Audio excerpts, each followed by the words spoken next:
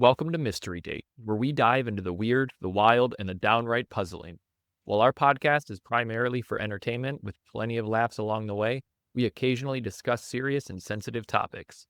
Some content may not be suitable for all listeners, so discretion is advised. At the farthest edge of Long Island, beyond the cozy beach towns and Instagrammable lighthouses, sits something different. Something forgotten. A decaying radar tower rising from a thicket of trees, rusted, graffitied, and fenced off. This is Camp Hero, and beneath it, they say, was a facility unlike any other in the United States. Here in the shadows of the Cold War, the government allegedly ran an experiment that makes MKUltra look like amateur hour. It was called the Montauk Project. And according to the people who claim to have seen it firsthand, it involves mind control, psychic children, dimensional rifts, and time travel. They say kids were abducted, trained, tortured, and turned into weapons. They say the project tried to open a gateway into another dimension. They say one boy, plugged into machines deep below the surface, manifested a monster from his own mind. And it killed people. They say that thing is still out there. Somewhere. So what is this? A Cold War fever dream? A hoax spun by sci-fi obsessed cranks? Or did something really happen in those tunnels beneath Camp Hero? Something we weren't meant to see. This story is stranger than fiction, but the question is it stranger than truth? I'm Christian. I'm Kate. Welcome to Mystery Date.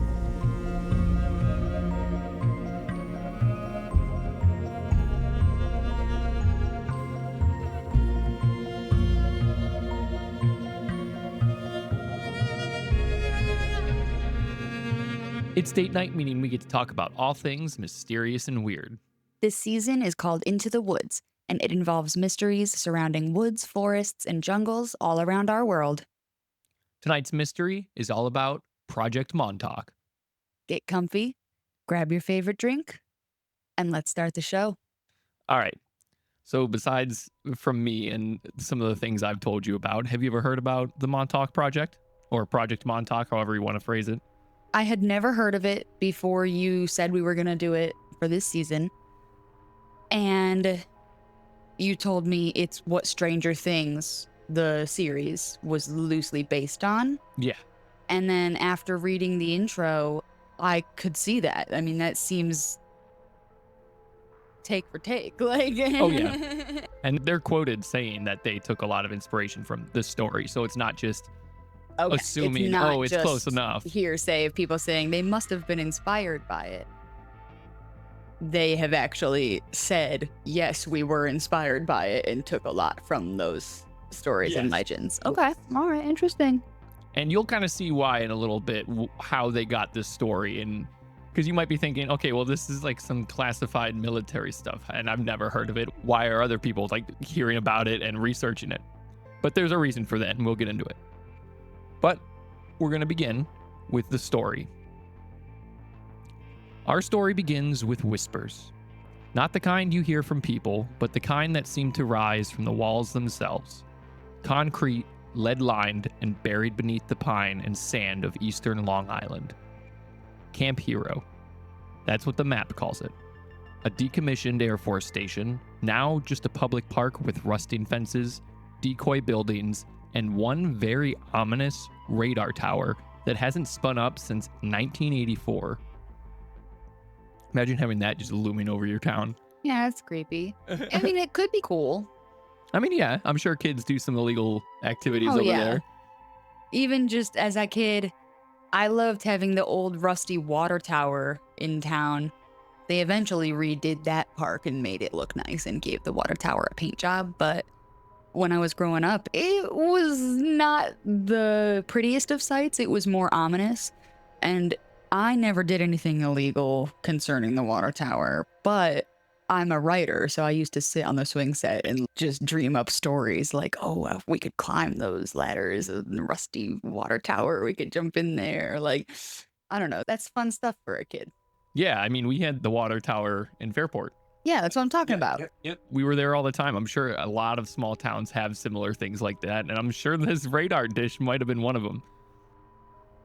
Even just those fields that have like the rows of giant cell phone towers that almost look like a man's pantsuit or something. Yeah. You know what I'm talking about? Yes. Even those rows in fields, like people will make photo shoot backgrounds out of that. 100%. I mean, it's just a specific style, but people are into stuff like that. Back to the story. The tower hums sometimes. Some of the locals say, and they swear they've heard it whirl to life on some of the dead nights, but just for a second. Like something remembering, something maybe just machinery kind of kicking on and repeating what its old gears used to do. But locals do say that this radio station or radar station does ominously like kick up. Which again, it hasn't been in use for many, many years. Yeah, but every once in a while it just kicks up for a second and makes some noise and then goes quiet again. Yeah. So that's... I don't know that I buy that. Machines don't just... They don't just kick in remembering what they used to be programmed to do. I mean, if they're shut off or unplugged and no one is manning them anymore, they're not just going to randomly kick on and then be like, oh, wait, I'm turned off. I'll go off again. No, yeah, like, you're right. Somebody's in there. Yes, somebody's doing something. It has been in use, and that's just not public. I like where that thought's going. Or these noises aren't happening and people are full of it. But I'm like, there's no way that this place is abandoned and decommissioned and just happens to still be running sometimes. No, yeah. That doesn't happen. Not without human interference. I agree with that. But that's where this all starts, underneath the tower. In the story that gets passed around campfires and conspiracy forums, beneath that radar dish is a secret elevator shaft, concrete reinforced and air sealed. It descends 7 levels down, some say. Others say that it keeps going past where the map ends. No windows, just corridors, flickering lights, and at the center of it all, the chair. It's not a normal chair. Not the kind you sit in to rest. No cushions, no armrests, no luxury. No, this chair is a device. And the boy strapped into it isn't resting. His name is Duncan Cameron. Or maybe that wasn't his first name, or maybe that wasn't the first version of him. They say he was engineered, genetically selected, or possibly time-plucked from another dimension or pulled out of the thin air by some malfunctioning experiment years earlier. The stories change depending on who you ask, but they all agree on this. Duncan was special. He could see things. At first, it was simple remote viewing. Images in his mind that aligned perfectly with real-world locations or rooms he'd never been in, people he'd never met, but he was essentially a human surveillance system, a Cold War oracle. Because of this, it escalated. All right. There are people out there who have like, I wish there was a different term for it because it sounds so sci-fi, but people who have minor psychic abilities. That is a real thing. It's just not in the way we see it in like superhero films. Yeah. But like that is a real thing where people kind of have like a vision or like a premonition or a dream where it's like, this is something unfamiliar to me, but it's so vivid. And then later in life, maybe even later that day, they encounter whatever situation it was, whether it was the setting or the person they saw, whatever it was, they encounter it. Yeah. And it's like, oh my God, this is what I saw. And that does happen to people. And sometimes it's just like deja vu or us trying to make sense of things that don't. It could just be like that person looks familiar to someone you do know. So in your brain, you're like, oh my gosh, it's something when it's not. But that is a real thing. Oh, yeah. There are people out there who can see, I don't want to say see the future or see other places in the world because it's not like an on-command superpower. But like some people do kind of get little premonitions here and there. So I believe that there's a kid out there who probably was abducted and experimented on by governments to figure out how could we utilize and hone and harness this ability and make it more widespread and controlled. I think there's a very good chance that the government is aware of certain things or certain powers that individuals have where they can tap into, whether it be just remote viewing, like they said here, just seeing something vaguely in a different room or what have you. But I do think that the government's interested in it, and that's the whole antithesis of the Montauk Project. There are a lot of projects like this, and we'll probably cover them on the show down the road when they fit with the season theme, that the government was very interested in different dimensions, remote viewing, UFOs, all of that stuff was lumped into a lot of research going on at this time. Yeah, people write it off as science fiction, but science is the first half of that, and not all of it is fiction. Yep. And a lot of fiction mimics truth and starts in reality. So it makes perfect sense. So with the chair, this strange alien-looking throne of wires and humming coils, he could do more than just see. He could also influence, shift reality by force of thought. If he focused hard enough, the lines between dream and reality eventually blurred and then shattered. They say the chair amplified the pineal gland, the seat of the soul, some called it, through electromagnetic resonance, triggering not just physical abilities, but interdimensional bleeding. People began reporting time slips, days repeating, lost hours, staff aging decades in a night or forgetting entire weekends. One technician said he saw two versions of himself cross paths in the hall, and one nodded and just kept walking. So Duncan wasn't alone in having some of these experiences. Clearly other people around Camp Hero and under this radar dish were experiencing something. That's creepy.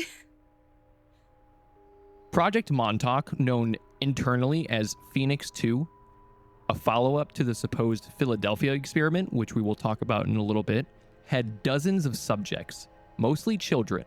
Some were taken from broken homes, others were runaways, and some were reportedly kidnapped. They were called the Montauk Boys, a generation of test subjects, never documented, and taught to travel across time and space using only their minds, to kill with a thought, and to summon objects from thin air, to open doors that were never meant to be opened. And one day, Duncan was told to let go of all restraint. Think of a monster, the scientist said. Unleash everything. And he did. And it came. A massive hulking beast, hairy, reptilian, and impossible. It soared to life inside the lab, smashing equipment, tearing down reinforced doors, and throwing men across the room like toys. The power grid flickered and sirens screamed. The researchers panicked. Some tried to shut down the chair, others ran for the elevators. But the thing, this manifestation of pure thought, was too powerful. It wasn't until someone physically destroyed the mainframe connected to the chair that the creature vanished. Gone. Like it had never been there. The incident was logged, if you believe the tale as the Montauk Monster, though years later, a dead animal would wash up on the nearby shore and steal that nickname for itself. So if you search that now, apparently some other creature has come up that is what it's known as. After that, the program changed. Duncan was no longer just a subject, but he became the key to the final experiment, the time portal. According to those who claim to have worked on the project, the chair was used to lock onto a specific date, August 12, 1943, the date of the infamous Philadelphia experiment, when the USS Eldridge allegedly vanished from one harbor and appeared in another. The Montauk team synchronized their device to the supposed field that generated the event, and they claim it worked. A tunnel opened between 1943 and 1983, a wormhole, a tear in the fabric of reality that technicians were able to send men and machines through.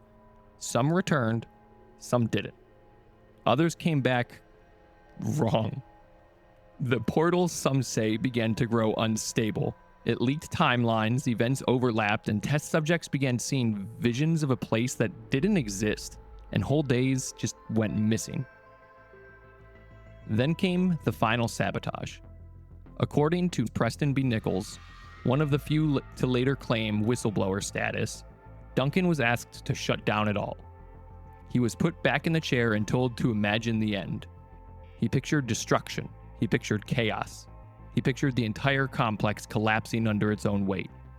And something began to happen. Not a monster this time, but a kind of system-wide psychic collapse. Alarms blared and the radar dish screamed back to life. The time tunnel fractured, imploded, and tore open like a scab across space. Within hours, the base was sealed, the facility was buried, elevators were filled with concrete, and records were erased. The personnel were relocated, reassigned, or brainwashed into forgetting everything.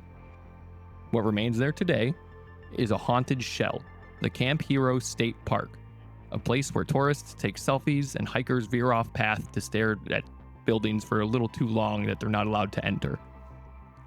But some still hear the humming. Some say that the radar dish still spins at exactly midnight on certain nights, but just once. And some say if you put your ear to the ground near the tower, you can hear a boy whispering in a voice not quite human. It's not over. So that's the story. All right. And there's a reason it's told like that. That's not how our normal tales go, but there's a reason it's told like that. Right.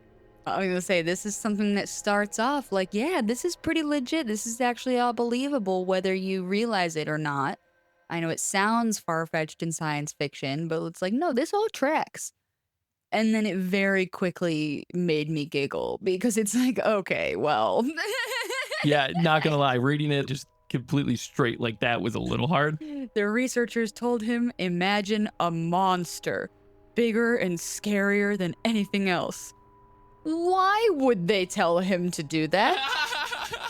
Even if they were like planning on using it as a weapon against someone else in a war. Yeah, it's a bad idea. If anything, be like, imagine a new kind of tank. Yeah, why would you start with a monster? Like, no scientist is just gonna be like, bring me a monster from hell. I bet that'll be a good idea. I mean, I know that these are borderline mad scientists with questioning morals and ethics and all that, but still, I feel like that is immediately where it started to get far-fetched. It's just like, I'm sorry, why would they ask this boy to create a monster?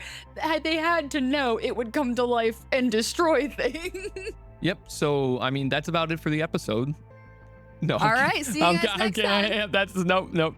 We don't need a debrief from that. That was good. No, yeah, I mean, that's crazy, dude. Holy crap. No, let's talk about the truth behind this conspiracy. Well, and I will say real quick that, like, after hearing the whole story, it is absolutely Stranger Things. Stranger Things just added more. Yes. They just took that story and made it a whole big story instead of one little chapter. Yep. But no, it's essentially the same exact story. But yeah, story. It's like, oh my God, if you haven't seen Stranger Things, you've just heard half a summary of that show without character names and specific details. Like, that's the overarching plot. Yeah, you can watch there. season 5 now. Yep, you're caught up. So let's talk about the truth behind the story that I just told. Here's the thing about the Montauk Project. It sounds like it should be a late season twist on Stranger Things.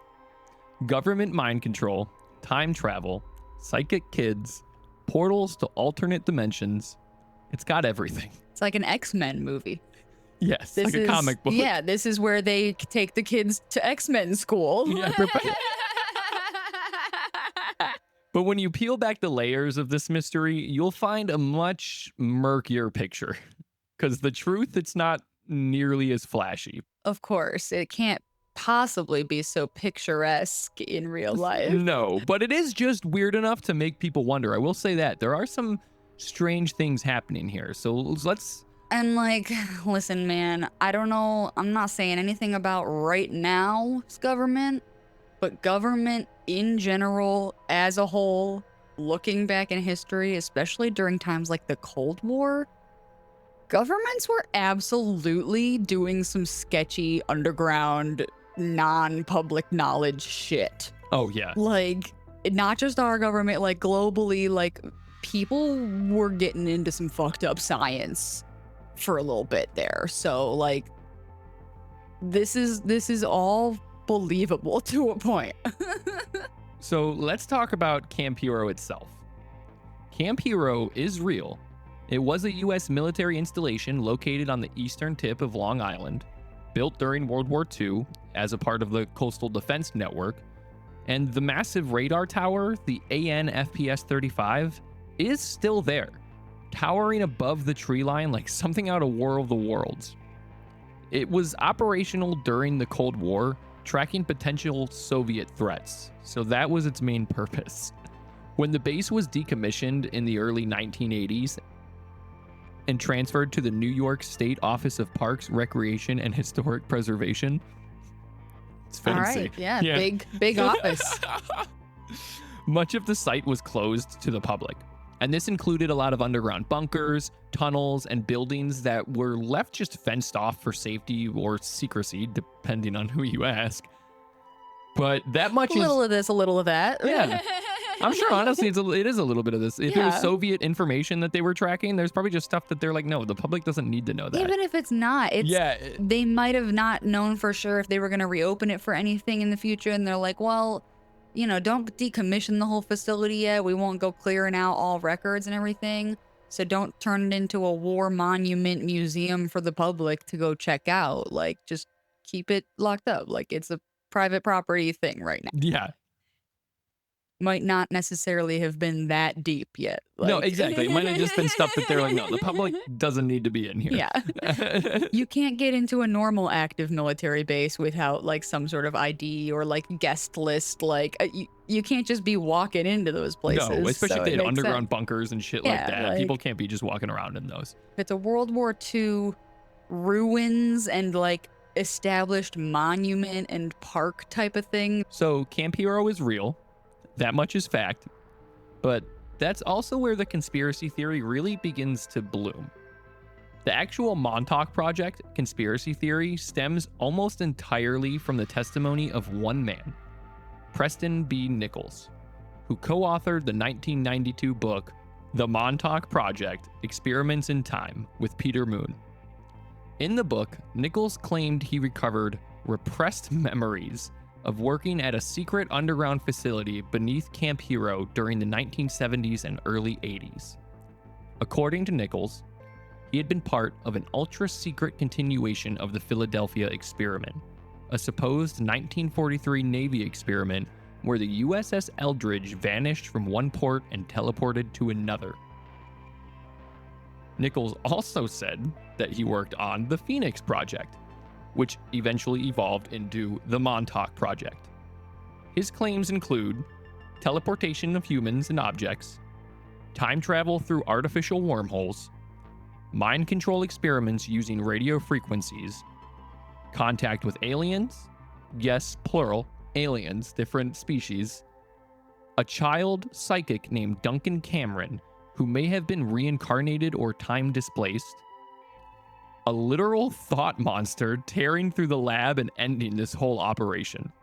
So that part is in his story. The problem with all of this, and I'm sure you can see it coming, I don't want to shit on the man's theories, but there is zero physical evidence to support any of this. Yeah, and again, I even believe him to a point. I believe that brainwashing and suppressing and repressing of memory due to trauma exists. And I'm sure that high up in secret, messed up government torture programs, they've got some psychoanalysts who know how to make people forget. So say this man did wake up one day, or not even necessarily that drastically and quickly, but like he slowly started to get these memories back. And he's like, hey, I think I might have worked on some secret government projects that seemed sketchy. Like, what are these memories? That I could believe. And the brain could also fill in some stuff from there. And some of the stuff he may have maybe seen even was real. But like you said, some of it is maybe his brain and creativity and dreams trying to fill in gaps. Maybe the rest of it was he decided to write a book. He didn't just wake up with this experience and then like go to therapy and get his shit figured out. He decided, I'm telling this story not just in blog or in news form. I'm writing a book to publish. The second that decision was made, it became about the sale, baby. And you gotta have a good story to make the sale. And that's why I kind of hinted to earlier with the Duffer Brothers, I think it's Duffer for Stranger Things. I think so too. If it's wrong, let us know in the comments. But the Duffer Brothers, that's where they got most of the story from, was his book. And that's why it's kind of so isolated as like a single story. And it's like, well, I haven't really heard of this on a grand scheme. It's because, well, it may or may not have actually happened. And it is unlikely that he would be the only person to ever speak up on this. It'd be one thing if other people didn't speak up until after he did because they had been too scared to previously, and they're like, oh wait, okay, he said something similar though, we're not alone, let's add to the fire. But if this man is waking up and remembering these repressed traumatic memories of this sketchy workplace in the government underground, you'd think some other survivors of this life might also start to recall a few memories. Yes. And that, if anything, once this story got out there, they would have said, I'm a witness too, or something. Like, the fact that it is one guy with the main story, it's like, you don't even have a second witness, let alone proof. Like, it's just you. There's no one on your side. There's nothing to back you up. Other than, like, there's a military base at the location, he said. He could have just known that that was nearby, so then he made up this story involving it. Yep. Like, so I believe him to a point as well, but again, it's like, I think at a certain point it became about, I'm gonna sell this story. I'm gonna dramatize this up a little bit. I'm gonna add a monster because why not? I mean, yeah, whenever you need to spruce something up, you just throw in a monster. That's what they tell you in creative writing. If you don't know what to do next, just start killing characters. Yeah, pull out a gun. Pull out a gun, pull out a monster, give somebody a terminal illness, just start killing people, and suddenly there will be drama and emotion in your plot again, and you'll know what to do. Even if you know that, my drama moment choice was actually wrong, I need to go back and get that out of here, at least you'll know what to do. It'll give you clarity. Yeah. My drama moment. Yeah, when in doubt, just add monsters. That's that. Again, we're coming up with t-shirt designs every episode. That's a t-shirt. So Nichols provided no documents, no photographs, no scientific sources, and he also claimed to have degrees from unverified institutions, and to have also worked for defense contractors who have no records of him working there.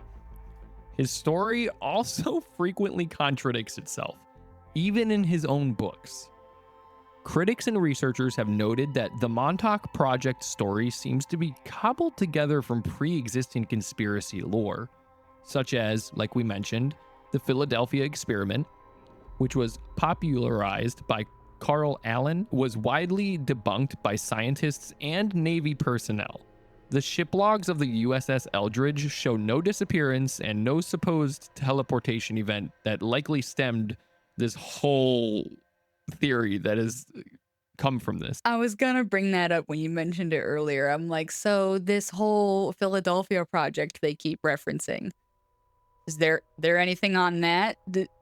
Did this happen? Was there some reason people thought this happened? Or is it literally just some story that got made up and passed around and people are like, yeah, no, that didn't happen? Now, I will say the Philadelphia experiment intrigues me a little more than the Montauk Project. That's why I think we'll probably do a more in-depth episode on that. Maybe not on its own, but that and some other projects. But that one seems okay.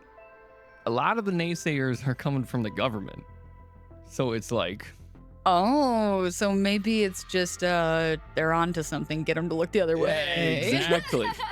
But outside of the Philadelphia experiment, people think that Nichols also drew from the MK Ultra experiments, which this was the CIA's real-life mind control program. and it did exist, but it was focused on drug experimentation and psychological manipulation, not time travel or psychic portals. Yeah, didn't they make a movie about that? Yes, with Jesse Eisenberg and Kristen Stewart. Yeah, I think. it's like about sleeper agents, Yep. basically. Yeah. And yeah, I mean, that's like, I think that's a real thing. There are declassified documents that have been brought forward saying that MK Ultra was real, and it was a lot more drug based than anything, like and I LSD. know that's something else that shows up in science fiction a lot. Like we've got Bucky Barnes in the MCU, and we've got like, I know it sounds fake, it sounds like sci-fi, but it's another thing that's like, wait, no, that's real though. Like That they the CIA did do tried that. it, yeah. That's why I'm saying, like, a lot of these things that you hear these projects based off of, I see why some of them get credibility, because the CIA and the government did look into a lot of things that if you heard off the bat, it'd be like, okay, well, that's just stupid. Like, why would they research that? And maybe it's as simple as, well, they're just ruling it out so the public doesn't ask them to research it, or it's more complicated and maybe they're onto something. Nichols also conveniently places all the blame for the lack of hard evidence on the project's clandestine nature, mind wipes, and cover-ups. It's circular logic. There's no proof because the government erased the proof. Naturally. That's essentially what he's going for. Which is convenient, but also it's like, well, fair. That's what the government would do if they didn't want somebody to know about something. It is. Think about the way we teach history in this country. It's not how it happened. No, rarely. The way they want to paint the picture so that you grow up all patriotic. Exactly. So let's fact check Nichols a little bit, and let's break down some of the major claims made by the Montauk Project believers and how they fall apart under scrutiny. First part is the radio tower was used for mind control. A lot of people claim that the ANFPS-35 radio tower was used to beam frequencies that could alter thoughts or behaviors. And while it's true that the radio tower was extremely powerful and operated in the 20 to 450 megahertz range, which does overlap with certain radio frequencies used within experimental research, so that's pretty normal, there is no credible evidence that this could have been used to manipulate human thoughts. According to the Air Force and radio engineers, the ANFPS-35 was a standard long-range surveillance radar used to track aircraft. Any biological effects from its emissions would have been pretty harmful, like radiation sickness, but not suggestive or mind controlling. That is a method that I've heard used in brainwashing tactics, where they use static from a TV or a dead radio station or the sound of an AC, and they'll like make the victim sit in front of this sound for hours and hours at a time and be like, listen for the voices or listen for the commands or whatever. And like eventually people start hearing stuff because they're going insane, because they're losing it and they're like, this is pressure, this is trauma. My brain is looking for what it's being told to look for because I can't take this anymore. But that reminds me of that, where people are claiming that the radio waves are mind controlling people. I'm like, are they, or were they merely trying to use radio waves to help their other psychoanalytic mind control processes along? Or was that not happening at all, and that theory is just there because people know that radio static is a thing used in brainwashing? Oh yeah, I mean, I can see how you see a big radar dish, kind of creepy looking, ominous in the distance, and think, okay, they're doing something nefarious with that. Yeah. I get it, but It just seems a little sketch. and this is all coming from the government mostly, and a lot of it was Air Force and just radar engineers that said that no, this thing is just an aircraft tracker. If anything got sick or hurt, it would have been radiation sickness, not mind control. Yeah. And I mean, to be fair, that does sound legit. Yeah. Oh yeah. It's like, yeah, I mean, it was initially a base used to track, like, for Soviet it was air a coastal stuff. defense Yeah. thing, so it was. So that makes sense. Yeah. But I don't know anything about, like, U.S. military tracking devices or radio waves, if that's even used in those methods, I have no idea. Yeah, I don't really know much about actual radar science. Yeah, I'm like, I don't know how any of that shit works. So our next fact check here is the time travel tunnels that were opened between 1943 and 1983. So the claim here is that a time tunnel was opened using Duncan Cameron's psychic powers amplified by the Montauk chair. In reality, there is no record of any credible time travel experiments, let alone a successful one being conducted by the US government. I don't think they'd say if there was. I was just about to say, maybe there's no documents because the monster wiped it all out. Or B, even if they did have this proof, you really think that's stuff they want to be common knowledge at this point in time? They're not just going to be like, oh yeah, you're right. We were doing time travel and we did time travel a little bit back then. Yeah. Sorry. We didn't do anything good or useful or productive with it either, No, we by just the way. stopped. Don't worry about it. Yeah, we didn't use it to save anyone or to make the world better. We just sent some people back and forth to see if we could do it, and then we wiped their brains and gave them some trauma. And a lot of naysayers in this say that it simply just comes down to the energy requirements for even the theoretical time travel that we have in today's science, that they just couldn't have gotten anything near that in the Cold War. But again, it's the government. If they had some sort of massive power source, they're not going to let anybody know, especially in the Cold War. Yeah, why would they just go announcing? That makes them a target. And notably outside of this, Duncan Cameron is not a verifiable person beyond Nichols' claims. In interviews, Nichols even suggests that Cameron was reincarnated and was his own brother or himself from another timeline. This makes it almost impossible to verify any part of this story because he constantly does this in interviews where he goes back and forth on what he's claimed. They're like, hey, who's this boy? And he's like, I don't know. I don't really remember. I think it was something like this. That sounds right. And then the next interview, he's like, it was actually me. I'm the boy. And it's like, well, that's not what you wrote down. Oh my gosh.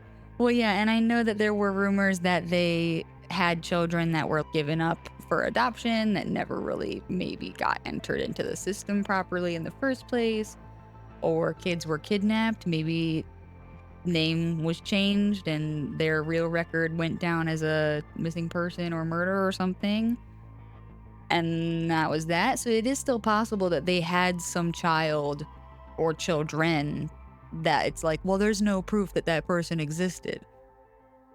But if they're taking them as early as babies, or if they're taking them from the streets and then just changing their names in the records and everything, how would you know? It's the same thing where it's like, a lot of these claims, I think that's why this is conspiracy theory even exists at all, is because it exists in this mid space where there's so much that it's clearly not real. It sounds ridiculous, but every individual aspect of it, you're like, well, this could happen. Like, yeah, though. I mean, and if it did, a government wouldn't tell you. So, like, it's hard to just straight up say, do I think that Nichols is right and that the Montauk Project, as I read in that story, is what this is? No.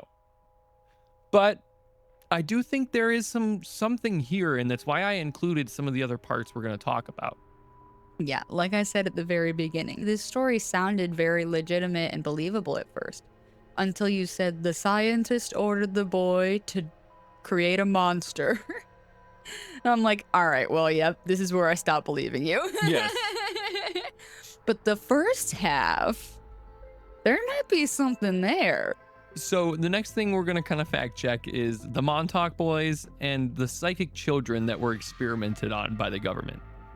And the claim made by Nichols is that dozens of children were abducted and trained to use psychic powers. In reality, no missing person reports match any of the claims that he's listed, and there are no survivors, family members, or whistleblowers other than Nichols who have come forward with verifiable accounts. So once again, it's just you on your own, bud. This part of the story strongly echoes Stranger Things and Firestarter style fiction. In fact, Stranger Things was originally titled Montauk and set in Long Island before the Duffer Brothers moved the story to Hawkins, Indiana, due to filming logistics at the time. This pop culture overlap likely helped breathe new life into this theory, and that's probably why we're talking about it today. Outside of that, the last thing I want to talk about when it comes to fact checking is the whistleblowers or storytellers. The only sources for the Montauk story are a small circle of self-published authors and fringe researchers like Nichols, Peter Moon, and Stuart Swedlow. And they're all self-published. Their accounts often contradict one another and blend sci-fi tropes with vague mysticism. Swerdlow, for instance, claims he was part of an alien hybridization program and was time jumping from missions to Mars. Fun stuff. Again, I'm not saying these guys are wrong, but it's really hard when you have nothing. I think it's especially hard to believe some of it now that we're so far in the future from the actual events. Yes. It's because we're like, well, if they had been doing this shit in 83, we would be doing more on Mars right now, you know? It's worth noting that Nichols later admitted in interviews that some of his claims were deliberately distorted and that the Montauk Project might be a blend of fiction and truth and an allegorical reality, as he called it. So a little bit of a translation for people that don't speak whatever that was. He might have made it up or believed it or a bit of both. Yeah, he's like, some of it's real and some of it I definitely exaggerated or made up for dramatic effect and to sell my book. And also, it's supposed to be a metaphor for the stuff that really does happen in government secret programs. Like, yeah. It's like, okay, so like the monster was a metaphor for weapons or violence or war, maybe? Who knows what you're trying to say there, Nichols? But the more we learn about you, the more full of shit I believe you are. But you got a little bit famous and you sold your book, so good for you. Yeah, I mean, hey man, you're doing something, whatever it is. Well, not anymore. We're all Unfortunately, still talking about your story. Preston so. Nichols did die in 2018, so rest in peace. Of course, I'm not shitting on the guy at all, but he was on to something. I don't know what it was. Well, because like I said, a lot of that stuff does check out, even if it wasn't true that he personally witnessed some of it or he exaggerated a lot of it. I absolutely believe that governments have kidnapped and experimented on children and like tried to unlock mind control. And I mean, that's where sleeper agents came in MK Ultra. Like, I 100% believe that creepy, sketchy, messed up projects like that have and maybe do still exist. I like that segue, because now we're going to bring up, could this have been real, or some version of this have been real? So let's play devil's advocate for a minute. Is it possible that something actually happened at Montauk, even if the whole mind control portal monster story is pretty wildly exaggerated? But let's consider a few real world parallels. Number 1, MK Ultra was real. The CIA did run a decades-long mind control experiment starting in the 1950s. MK Ultra used psychedelic drugs, sleep deprivation, and even electroshock therapy in attempts to control or erase the victim's memory. Victims were often unaware that they were being tested on, and the project came to light in the 1970s through the Church Committee investigations, and remains one of the CIA's most notorious operations to date.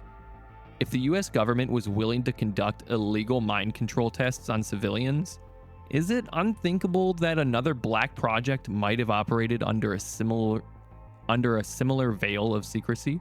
I was just about to say, you said it's the most notorious thing the CIA has ever done. And I'm like, yeah, that we know of, because they got caught. And that's why it's so notorious, is because this is like the first project. MK Ultra, a lot of people point to as being like almost the scapegoat of every conspiracy theory is real.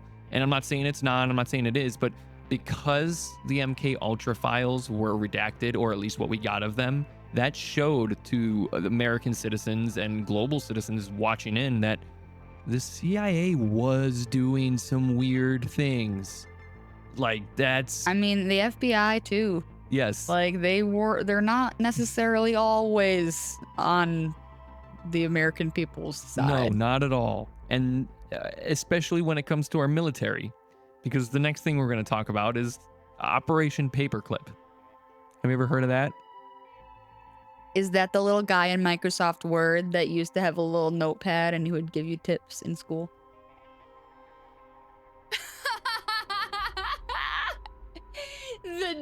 the deadpan.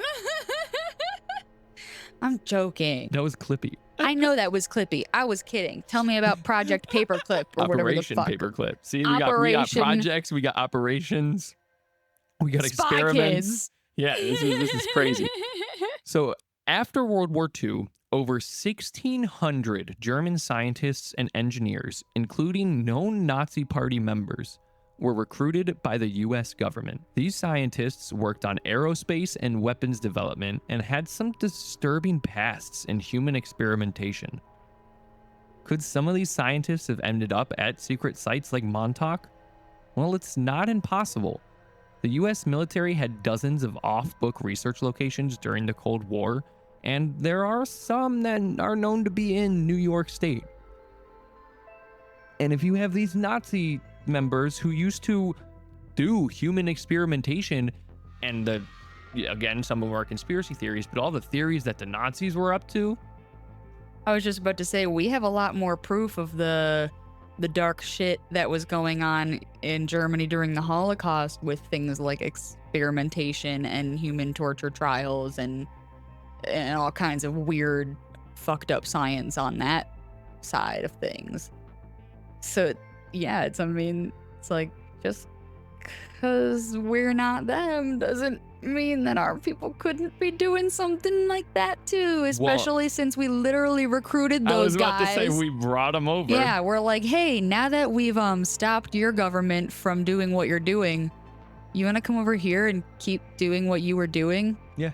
Oh, and some of those guys, I'm pretty, don't quote me on this part because this is not research. So if you know, leave a comment. We'd love to learn and everyone else would love to hear. But some of these guys would end up having like pretty high up government jobs later on. Like some of them became FDA officials, NASA officials, and things like that. Where it's not just they were brought over and then used for, like, kept in a room and then told, this is your punishment, do research. No, they were given positions of power after being a known Nazi criminal. Yeah, and not just one of the people who was very lowly in the army who was drafted and didn't really want to be there. And it's like, no, they didn't have a choice but to follow orders. We're not talking about that level of Nazism here. We're talking about the scientist Nazis who were conducting the experiments on the people. Yeah, let's just say it's not hard to see why America has some of the problems it has. Yeah, no, you can see it. So now we're going to talk about just some kind of strange findings around this. In the same vein of could this have been real? These are some things that might point to something going on in Montauk.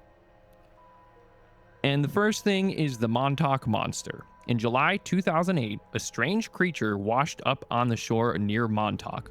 It had a beak-like mouth, exposed bones, and no fur. It looked like a cross between a pig, a turtle, and a dog, and immediately sparked rumors of genetic testing gone wrong. And I'll actually show you that real quick. That's quite the combination. Yeah, there's not many pictures, to be honest, that goes along with this because, well, the story probably isn't that real. But I'll add what I can, and this will be one of them because this is real. This is the real Montauk Monster.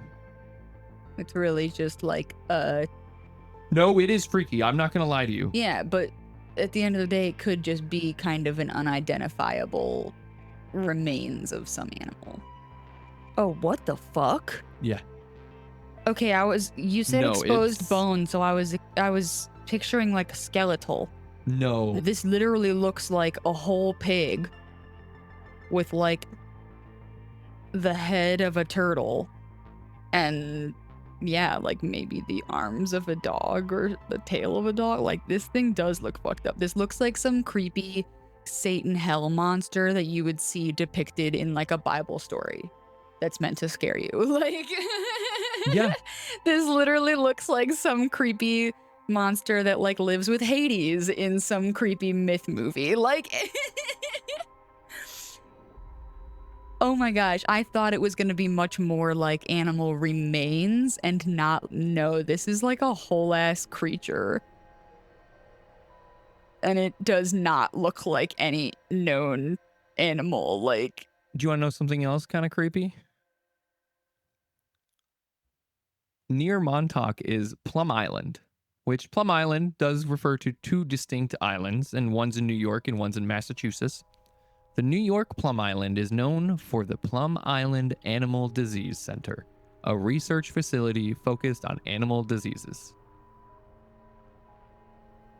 a research facility, not a rehabilitation facility or a vet facility, but specifically a research facility that specializes in diseases. And we know that the government likes to do weird animal experimentation and splicing because they made the liger. Yeah. Remember that? Remember that Napoleon Dynamite? Yeah. No, I mean, so I will say that's kind of creepy. You have this disease center, and I'm pretty sure, again, this is another thing that wasn't heavily researched. This is just spitballing out of my mouth. But other things have washed up that are kind of similar to that, like these weird amalgamations of creatures. And no one's really said much. So the fact that you got Camp Hero in Montauk, the Plum Island Animal Research Center, all of this weird stuff happening in this center, it's like, It is. what the hell? It is eerily coincidental with these creepy things happening and the way that they could connect. And even if they don't, it's just like how coincidental that the government's weird fucked up things are still happening in the same place. Like, even if animal experimentation and splicing is happening over here, and the Montauk Project is happening over here, and even if none of it is happening to the dramatic degree that Nichols said, it's like, dude, that's still a lot of sketchy government activity to be happening in one state. And that's why I think this conspiracy exists at all. It's so fascinating. It's like, yeah, I can see why, even if it's all so far-fetched, I can see how something exists here in a conspiracy format, because there's weird shit going on. There's a lot of strings to pull, and they don't all go nowhere. No. So, like, yeah, I mean, I can see why this one gets a lot of merit and a lot of continued hype and theories. Yeah. So another one we're going to talk about is the Psychic Boy Project. So multiple conspiracy sources, including the book Montauk Revisited, talk about the use of the Montauk Boys, a group of gifted or genetically selected children used in psychic experiments. Some have claimed to be these boys, and they were said to be trained in remote viewing and others in dimensional travel, but nothing really comes to light when you actually dig into a lot of these claims. And a lot of the times it seems to be a trope that shows up in other places like CIA Stargate programs, or even the real-life remote viewing unit at Fort Modell, which ran until 1995. So if you take even 5% of these claims seriously, it suggests that the government was willing to explore fringe physical science far longer before they wanted to publicly admit it. Oh, yeah, I buy that.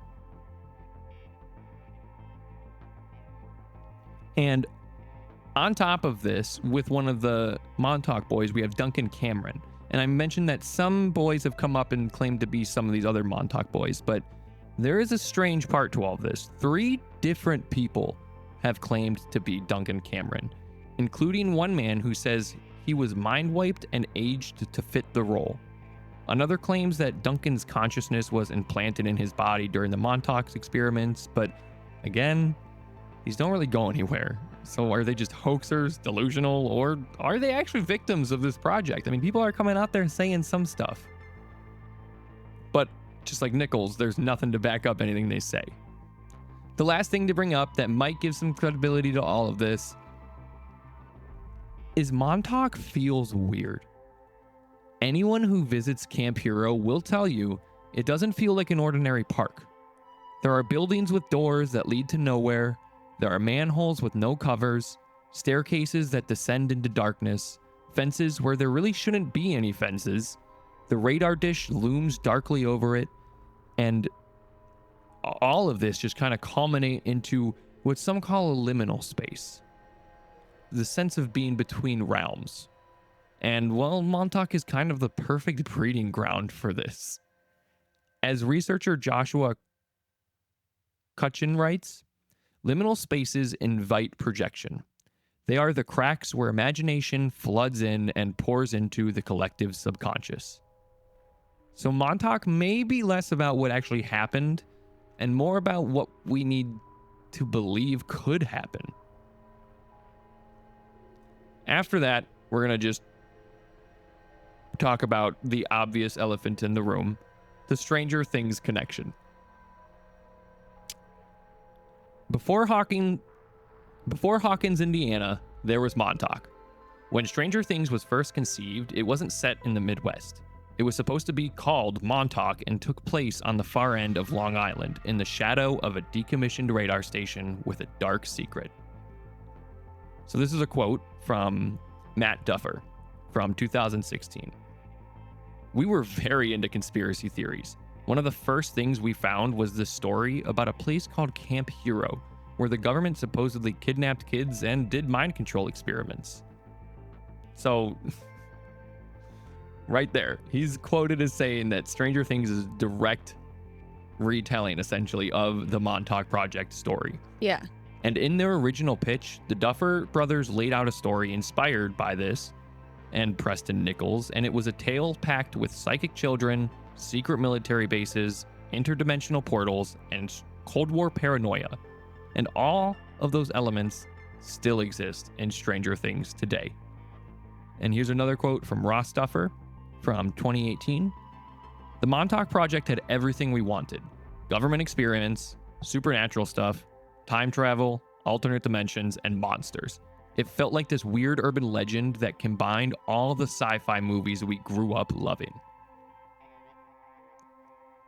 So, I mean, there. Yeah, I think that's kind of how I used to describe that show, Stranger Things, is that I'm like, I think I like it so much because it's the perfect blend of like nostalgic, youthful adventure, like the Goonies or like Stand By Me, like those kind of like brotherhood, growing up together and going on adventures together type of stories. So yeah, it got that nostalgic and like local folklore, urban legend factor, but then it's like, oh yeah, it's got all the big top hits. It's got the alien monster. It's got the government secrets. It's got like, it really does have all of like the sci-fi movies greatest hits tropes. Oh yeah, and it gives you that little bit of extra part to be like, well, it's based on a true story. Could be. Like I said before, they did eventually change from Montauk to Hawkins, Indiana. And a lot of that reasoning was because filming in New York was just too expensive. And once they moved to Georgia, the environment was just too different for them to get replicate the image that they wanted. So it ended up being in Indiana, but the story stayed essentially the same. I mean, yeah. No reason that they would have to change it. No, and Ross Duffer, in a Netflix promo interview in 2016, was quoted saying, "It's not just science fiction. It's based on the idea that somewhere out there, some version of this could have really happened." And I like that a lot because that's how I feel about this whole thing. Yeah, I really believe that versions of this have happened and that it just doesn't go as far as straight up a time portal tunnel entered that everybody walked through. And a monster jumped out of thought. Like, I think that those are the sci-fi aspects.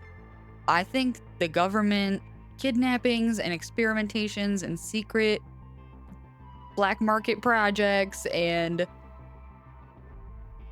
even delving into things like psychic abilities and mind control and even trying to experiment with astral projection or remote viewing or time travel. I totally believe that all of that has happened. I just don't believe they ever got nearly as far as this story claims they did. No one was sitting in a Montauk chair. Yeah, there was no amount of success comparable to in this story, where it was just like, yep, and then this happened, and they had dozens of kids, and they were all doing this stuff. And the Montauk chair, and he just opened a portal, and he just created a monster, and he just ended the whole world with an earthquake. Like, I don't believe any of that happened. I definitely believe that governments have kidnapped and experimented on people, children, tried to dig into their minds for greater purposes, maybe to use for weapons or spy reasons later. 100% I believe that. Oh, yeah. And who knows? Maybe it really even did happen in Montauk underneath that tower at one point. I just don't think there was a monster. No, I don't think time travel was too involved or anything like that. Yeah, I don't think it was quite as fantastical as they make it sound. But as Stranger Things makes it look. Yeah, it's not as alluring or, again, just it's not as sci-fi as necessarily the story is told. But like we both said, something strange was going on. The human and science and government and war and brain science aspects of it, I think those all have a foot to stand on. 100%. I think the only parts of it that are really that far-fetched are the things that start to sound more like sci-fi. So now we're going to talk about our last thing when it comes to this mystery, and I just wanted to add this on because I don't think we'd ever do a full episode on it. But after I heard about this theory, I thought it tied so well into the Montauk Project. And that is the GATE program. I feel like I've heard of this. You might have due to social media. If Montauk was the lab and Stranger Things was the dramatization, then the GATE program theory is the breadcrumb trail that links it all to real childhood memories. At least according to TikTok and Reddit. That's where this theory got a lot of traction, where it pretty much stems from. So here's how the theory goes. The Gifted and Talented Education program was a real educational initiative in the US launched in the 1970s to identify high-achieving students and offer them advanced coursework. It's been a feature in many school districts ever since its implementation, but online conspiracy forums propose that it's behind something much stranger. According to the GATE theory, the program wasn't just about helping smart kids get ahead. Instead, it was a government cover for psychic screening. These theories claim that the US government, possibly via CIA, DARPA, or legacy MK Ultra programs, used GATE to identify children who showed unusual cognitive or psychic potential. So some versions go further, suggesting that certain kids were even monitored or pulled into off-the-books research, especially those who displayed signs of ESP or telepathic ability, lucid dreams or astral projection, feeling like they didn't belong in this reality, or strong emotional reactions to electronics, EM fields, or specific dates, like, say, August 12th. So in other words, they were studying autistic kids. I might have to cut that.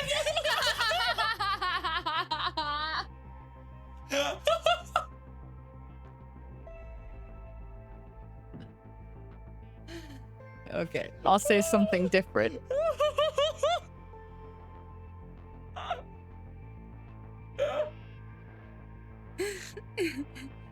My parents never got me tested though because they didn't want to know. They're like, nope, one with a diagnosis is enough. This second one will be healthy. Yeah. So this idea mirrors claims from Preston Nichols about the so-called Montauk boys, or gifted children allegedly abducted or recruited for time and mind control experiments at Camp Hero. The theory suggests that the GATE was kind of a soft front and the Montauk-style labs were the hard back end.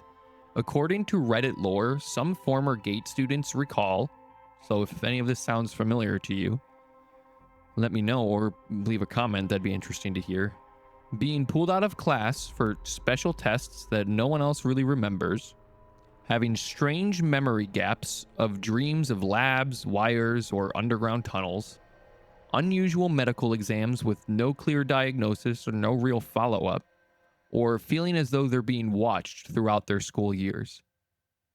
There's even speculation that the gate program was synced with the August 12th harmonic convergence concept from the Montauk timeline, and that the government was building a psychic network to interface with interdimensional rifts.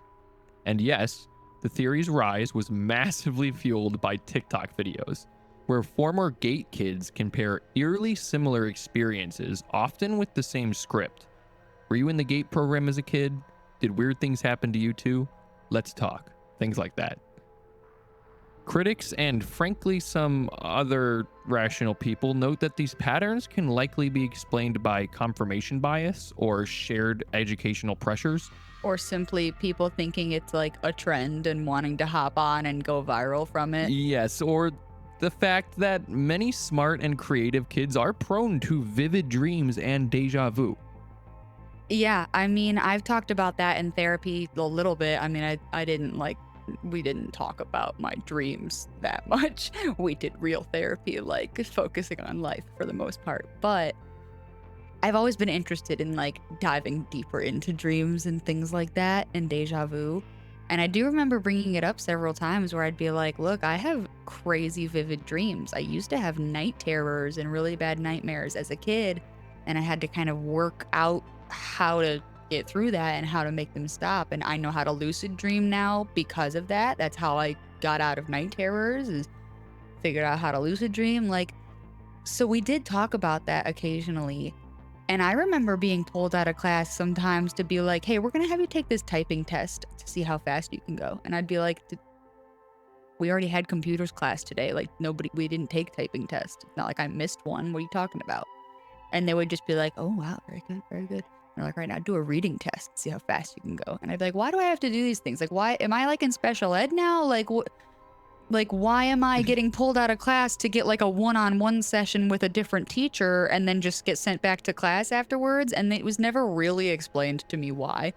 Not that I think I was in the GATE program, but it's one of those experiences where it's like, hey, I was fairly smart as a kid for my school anyway, compared to the average there.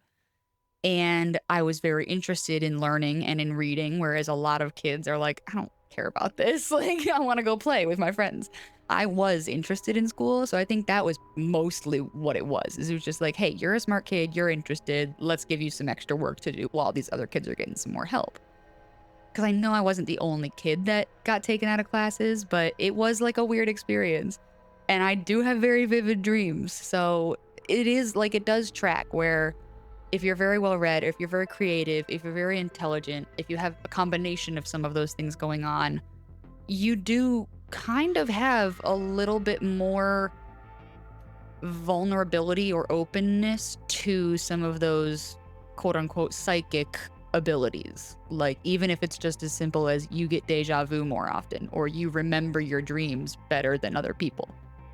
It's like susceptibility to the brain. It's like the more creative you are, the more willingness your brain is to be creative, especially in your subconscious or in your dreams when it's kind of free to do whatever it needs to or wants to. Yeah, and I mean, that whole confirmation bias is absolutely a thing. And you might have an experience that's sort of similar, but you just have never heard someone talk about it before. And as soon as you do hear someone talk about it, you ignore all the differences that do exist because you're just so hyper focused on the fact that someone else shares something similar in this experience. It must be the same.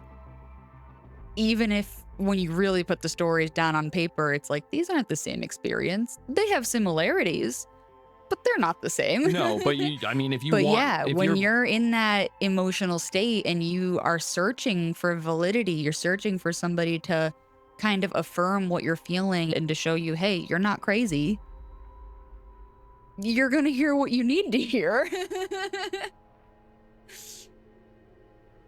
So still, the gate theory sticks, especially because it plugs directly into the Montauk narrative and into the cultural template laid down by Stranger Things. Psychic kids, government control, dimensional bleed through, and a childhood that never quite made sense.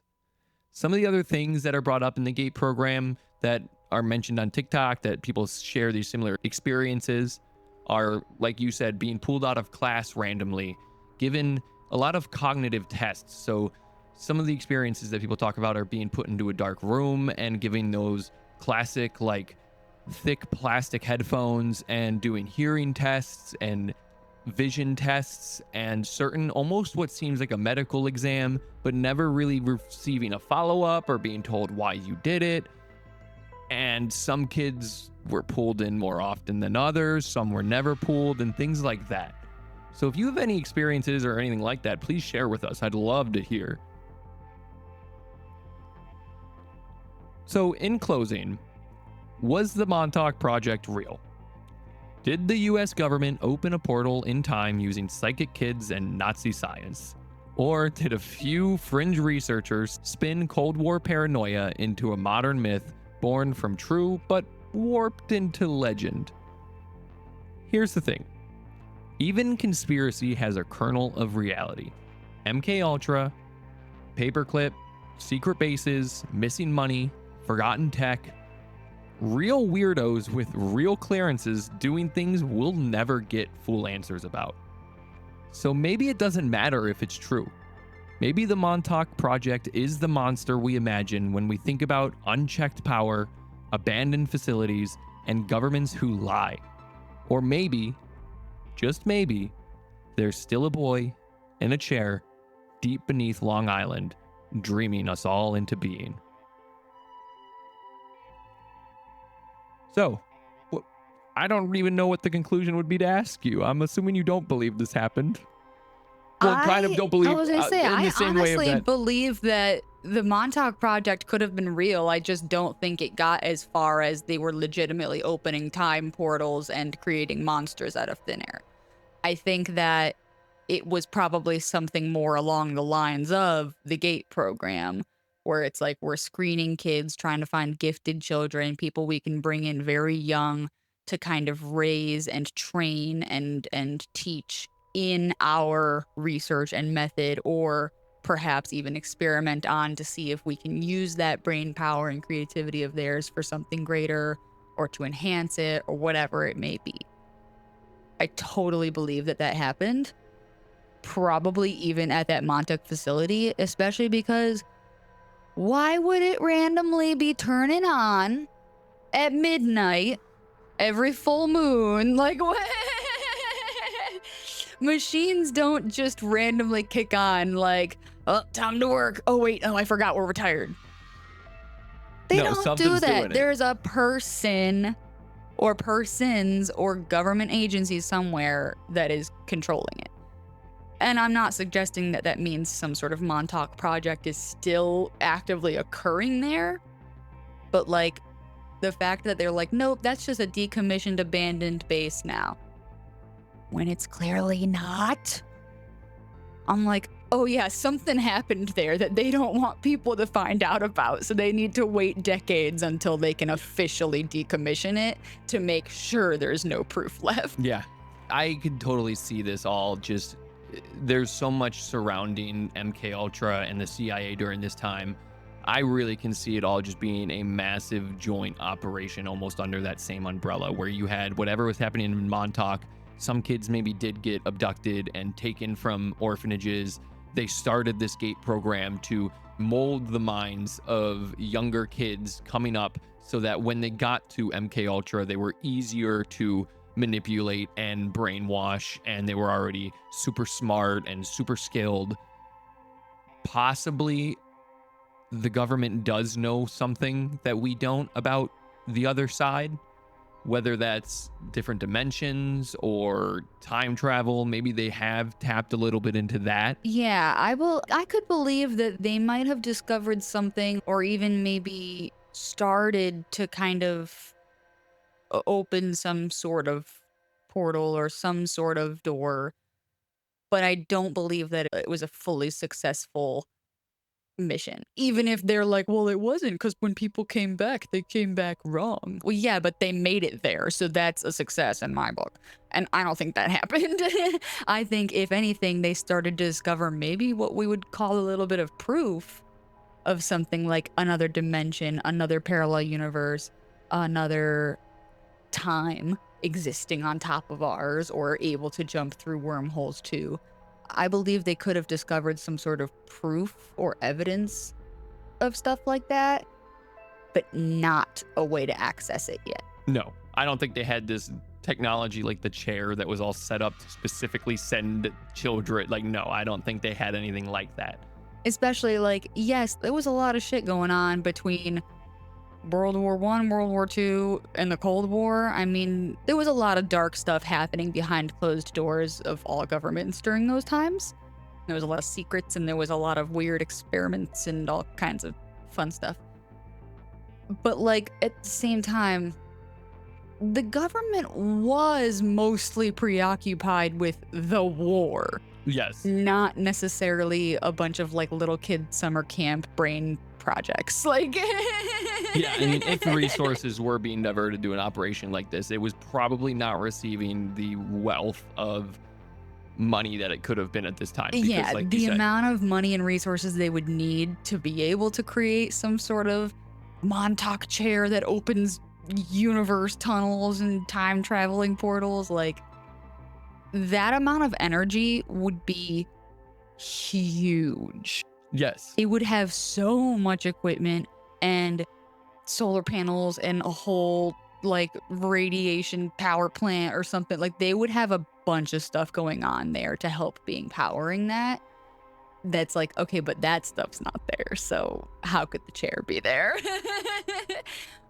So I think in closing, like we both kind of had the same thought that it's all just an underlying truth to conspiracy theories, not specifically Project Montauk, but just all of the unknown surrounding the government and what they could have been doing at this time and what they might still be doing.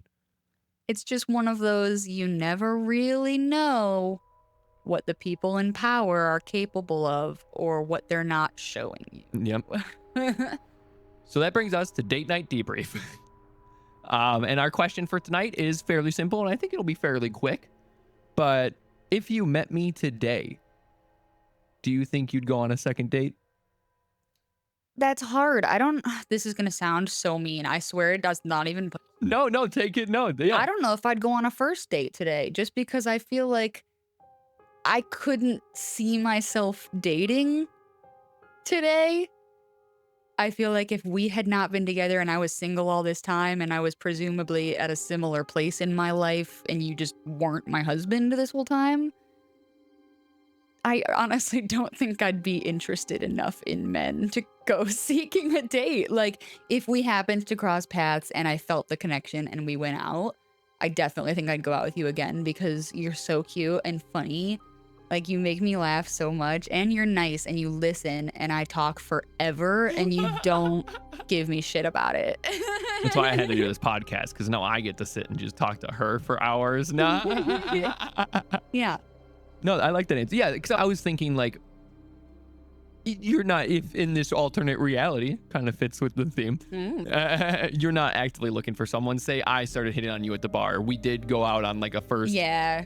We met dinner. like through mutual friends Yes, at a house party. Like we met somewhere that would make sense. It doesn't feel pressured. It's not like you're seeking a date. Okay. Then yeah, like if we just happened to kind of have like a maybe not so official first date where we're like meeting and hitting it off, and then we go on a real date, like absolutely, I would see myself wanting to meet up with you again. I would probably go home and be all like nervous and teenage girl about it and be texting my besties like, what if he doesn't call me? Like, he was so cute. When I say this, do not take this the wrong way, but it is because I don't even necessarily mean like I think we missed out on having those experiences, but it is weird because we haven't really had those experiences of like going home and like. It is funny where it's like, yes, we dated before we got married, but we were kids. Like we met when we were like 12. We started dating at like 15. And then after high school, we did a little bit of long distance and like kind of jumping around here and there. But then we moved in together immediately once I was back home. And then we got engaged and got married. So, like, we didn't have a traditional dating experience. Like, yeah. We were kids in our hometown without driver's license or money. So we would like go on a walk and like go sit at the school that we were students at and just talk. And that was us dating. I think there was like 4 months when we were on a break when you were in Chicago that like we both actively were like, okay, we'll try to date people. Yeah, we were like, okay, long distance is really hard. Like, I love you, I miss you, but also, like, I don't know if we can do it. Maybe we need to like be apart for a little bit. Maybe we need to try dating. Maybe we need to like kind of see who we are without each other. We've been together as kids this whole time. Like, let's just see. It wasn't really the worst breakup. We weren't happy about it. She's but making me sound great. I she was totally just dumped me. But I appreciate it was kind of but it like was necessary. When I look back like a on it, necessary yes, I think it time apart. But yeah, I mean, I did go on a couple dates during that time. I remember being like, all right, since my boyfriend and I broke up, I'll just hook up with one of my guy friends. Like, I'll just get together with one of them and then I'll be able to move on. And all my guy friends were like, Kate, first of all, we're your friends. We respect you. Second of all, do you hear yourself, honey? Sit down, have a drink. You'll get over him, but like hooking up with your guy friends isn't the answer. And I'm like, thanks guys, you're really cool for that.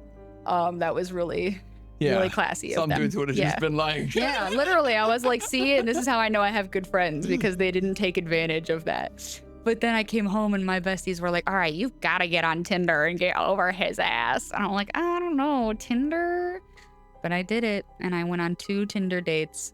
They also didn't feel like dates. Like, they were weird. Yeah. It was like, let's go on a walk. I actually never did any of the apps. I almost pseudo-dated a Mormon girl. And Sarah, if you're listening, you were a very nice person. I don't say that in any derogatory way. But she was Mormon, and I don't even know what I was thinking because we don't talk about it very often on here, but we are not very religious. I couldn't have made it. No, there wouldn't have been a lasting relationship there. No. And the kicker of that is that it was like, all right, like 2 weeks into this, like, ooh, maybe we could be a thing. She's like, by the way, I'm leaving the country to go do a Mormon mission trip for like the next several months. So like, I'll never see you again. So that was my dating experience. It's okay. My dating experience came back to bite me in an awkward way too, because then I was a student at a school many years later. And one day I was in the hallway and I seen someone who works at the school. I'm like, that guy looks really familiar. And I'm like, oh, that's the guy I went on a Tinder date with that I didn't call back. He called me and he wanted to go out again. And I panicked and I didn't know what to say. And I ghosted him because I was like, I've never been on a date before. Like, I did not know what to do. So I literally just ghosted him. And then like 3 years later, I was a student at the school that he happened to work like in admissions at, and I was like, please don't recognize me, please don't recognize me. Oh, he like, definitely did. I mean, we never spoke, but I definitely, when I saw him in the hallway that day, I'm like, don't look, and past him, and then I'm like squeezing my bestie's hand. I'm like, I have to tell you something later. I mean, hey, look, if you go on one Tinder date, I think you're the weirdo if you expect like, if you are holding on to it years later and you'd be like, you didn't text me back from our You're that bitch that didn't text me back like, after okay, we bro. saw a movie together. You might need some help. My answer is yes, of course. There's not a doubt in my mind that if we went on a date, I would ask for a second. You're just as from the first day. I mean, you're exactly what I wanted in a partner. So, It was love at first sight. yeah, and I don't. You say you talk a lot, but I don't talk a lot normally outside of this podcast. So it's perfect for me. If I could go on a first date and I didn't have to say anything. I do all the talking for both of us. You're like, great, that took my anxiety out of the picture. She did all the work, and now all I have to do is be gentlemanly and call her afterwards, maybe offer a kiss. Sold. Yeah, so definitely. But other than that, I don't think we have much free talk or personal updates because we're filming kind of back to back. We're trying to stockpile some episodes. So we just did our TB Cooper episode. So all the updates that we have going on, just listen to the end of that one again. Just cut it right here. Just switch to that podcast again and listen to that. Yeah. You got some random history stories about our personal dating lives in this one instead of free talk about our current lives. We did go see How to Train Your Dragon, and I liked it. I actually really did too. And I am a big shit talker of the live action remakes, no matter which production company it comes from. Most remakes and sequels and reboots. Yes. I'm like, just make something new. I get very annoyed with them, especially when they don't do justice to the original and they ruin something that meant a lot to me as a fan of the original. So all of that being said, I think the How to Train Your Dragon remake was very well done. Yes. And I had a really good time. I will say, there's a little capstone to it. As good as I think it was, just like a lot of these other live action adaptions, when we go and watch How to Train Your Dragon, even when after that one's out on DVD or streaming or whatever, I'm gonna watch the animated ones. Yeah, it's the rewatchability. Yes. That is really where the live action remakes all suffer. Yes. It's like, okay, yes, you might see them once in theaters. Yeah, and it's cool. Maybe and it's even a good. second time when it comes to streaming or DVD. I don't know if people still use DVD. Yeah, when I said it, I immediately was like, ooh. Yeah, now that we've said it out loud, I'm like, do they even make disc players these days? We sound so old. So when it comes out to VHS, Disney's Blu-ray Flash. well, Blu-rays, that's sort of It was relevant. like an HD DVD. Well, Blu-ray was what was able to get us 4K. That's true. That's why it really That was the mattered. first thing we could play on a PlayStation. No, you could play DVDs on the PS2. Yeah. That was like why people bought the PS2. Like that when it came to the console I didn't wars. know that about the PS2. I thought the PS3 was the first one that could play movies. No, I thought the PS2 was just their games. no, PS2 could play movies too. Now, don't get me wrong. It might have been after, like, I think there might be a stipulation there where it was like when the PS2 Slim came out, then the rest of the models had that capability. But when it first came out, it didn't. I mean, for all I know, the PS2 I owned had that capability. have. And I was just a little girl who didn't know what I was doing with video games at the time. I played like Barbie Horse Adventure and that was it. Yeah, you know, the PlayStation's being able to play DVDs and Blu-ray is like, that was a huge That selling was a big point. selling point. And now it's like they don't even sell their games They don't on have discs anymore. I mean, disc trays. Oh my God. Oh, anyways, So yes, we saw a movie. and it was good. It was Go a see good How to Train Your time. Dragon. But otherwise, But mainly watch the original whole trilogy. yes. If you have not seen those movies, watch them all and then watch them again. my heart. And if you have kids, definitely. Oh my God. And if you have a dog and you call him Bud, just get ready to cry. Get ready to watch this movie and cry. Uh-oh. They heard me. We just have to do our outro. I think that's it. So thank you so much for joining us, and be sure to join us every other week for a brand new episode and a brand new mystery. We hope you enjoyed tonight's episode and story. And don't forget, you can email us episode ideas or love letters. Our email is mysterydatepodcast@gmail.com. If you are sending an episode idea, please leave episode idea in the subject line so it's easy for us to find. And be sure to share this podcast with your friends or even your enemies. We're not going to judge. We love that you help get our name out there, and every little bit counts. So leave a comment, like the video, and share it with whoever you know. And also head over to mysterydatepodcast.com to leave us a voice message or find some extra bonus content there as well. Who knows? You might even get your voice message played on the show. Yes, once we And- collect enough. And while you're at it, follow us on social media at Mystery Date Podcast for updates on the show and our life. And tune in next episode. That's all. So be safe and have a great rest of your day or night. And remember, Every every good mystery deserves serves a date. Bye. Bye.